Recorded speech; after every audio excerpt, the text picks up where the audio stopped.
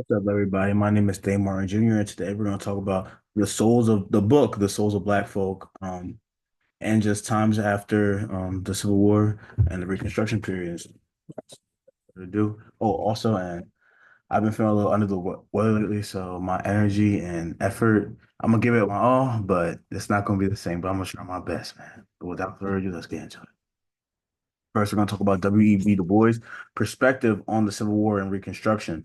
Um, W.E.B. Du Bois lived throughout the Civil War, which gave him an insider perspective on everything.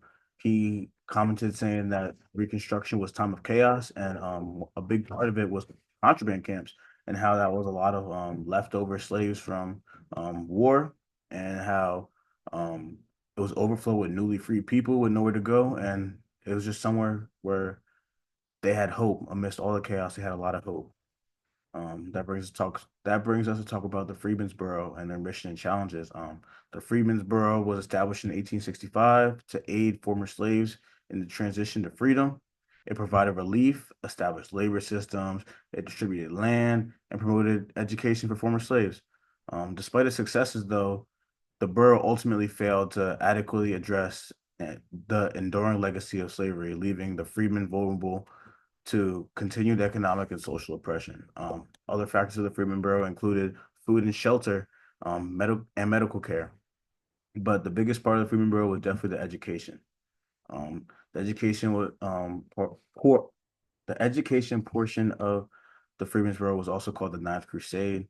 It set up schools, churches, and homes wherever they could. That's huge because as slaves, blacks weren't taught. So the knowledgeable African Americans were able to teach the children and help uplift the community. Um, the failure to redistribute land was a big downside of the Freedmen's Bureau.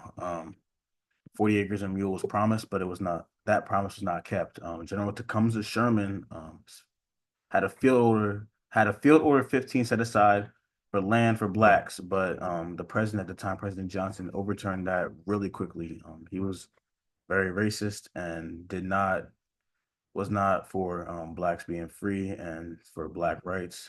So he kind of put a shutdown to the Freedmen's Bureau by doing this, and all this stuff ended up all this stuff ended up turning into sharecropping, which was basically slavery. It was mirrored slavery. Wasn't the same, but damn, there was. They was in the fields basically picking cotton just like slavery, but it was legalized. Another thing that white people exploited was convict labor. Convict labor. Um, that's when you were a prisoner and you worked for no income. So there was a thing called vagrancy, where black men and women were seen doing nothing. They would be taken in, they would be picked up, charged with crimes because they weren't doing anything, and put into convict labor camps and had to work. So again, this is a way that white people abuse their power and put us into slavery. Now let's talk about Booker T. Washington. Booker T. Washington was born in slavery in 1856 in Virginia. At 25 years old, he was actually asked to lead and become the president of Tuskegee Tuskegee, and remained in that role for over 30 years. He became a national leader and speaker, was invited by President Roosevelt to dine in at the White House in 1903 and became the first black man to do so.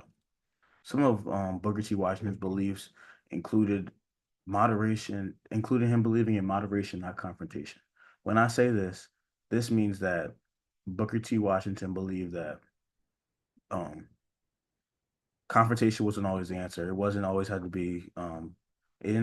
be a fight for something. It could be a slow, methodical process to get what we wanted. And that included just being educated and learning and being nice. And that's how white people were going to succumb to us. He was famous for his 1895 Atlanta speech, later known as the Atlanta Compromise, and most people respected and accepted him as a black leader, whites and blacks. He was the founder of the National Negro Business League, that was founded in 1900 by again Booker T. Washington, and promoted the growth and success of black-owned businesses in the United States. The league aimed to support economic empowerment within the black community by fostering entrepreneurship, business development, and self-reliance. It provided a platform where Black business owners, professionals, and entrepreneurs could network, share resources, and collaborate to advance their businesses despite the significant racial barriers of the time. So who was right? Booker T. Washington or W.E. Du Bois? This is a big argument throughout history, but I believe both had good points and neither was wrong. Booker T. Washington was right by saying if blacks were wealthy and respectable, they would earn the whites' respect in a way. But you could also argue that it's unfair to say that because a lot of people over history and nowadays act correctly and racism still occurs. And Du Bois was also right by saying that economic success was insufficient without political rights. That brings us to Jim Crow laws. Jim Crow laws were enforced racial segregation in public spaces, schools, transportation, restaurants, and other facilities across the South. Um, they included measures like literacy tests, poll taxes, and grandfather clauses to take away basic rights for Black people, such as the ability to vote. The Great Migration was a large movement of Blacks between 1900 and 1960 from the South to the rest of the country. This created economic opportunities for Blacks, them just wanting to go up to North because they had more job opportunities, whether it was in the factories, railroads, or industries. Another reason why the Great Migration, where Blacks moved from the South to the North, was to escape racism and violence. It offered more Black families the chance to escape Jim Crow laws and racial violence through discrimination and segregation that still existed in the South. The golden age of Black business refers to a period roughly between that was in the early 1900s, and black owned businesses really flourished. It was particularly in response to racial segregation, and Blacks just wanted to prove to the world that they could do well on their own. North Carolina Mutual Life Insurance Company played a huge role in the golden age of Black businesses as one of the largest and most successful Black owned businesses in the United States. It it was started in Durham, North Carolina, which became known as the Black Wall Street because of its vibrant hub of Black-owned business enterprises where African Americans could build wealth, support each other's businesses, and access financial services despite segregation and racial discrimination. Tulsa, Oklahoma, particularly the Greenwood District, became one of the most prominent and prosperous Black communities in the United States during the early 1900s. It also became known as the Black Wall Street, especially the Greenwood District, and was just known for just great Black businesses all around and great Black entrepreneurs. All in all, this book and this entire module taught me a lot about the time of Reconstruction and the time after the Civil War and how important it was for our history and Black business history, Black entrepreneurship history, whether it was the Freedmen's Bureau to just Tulsa, Oklahoma, and Durham and the Golden Age and the Great Migration, all of that stuff.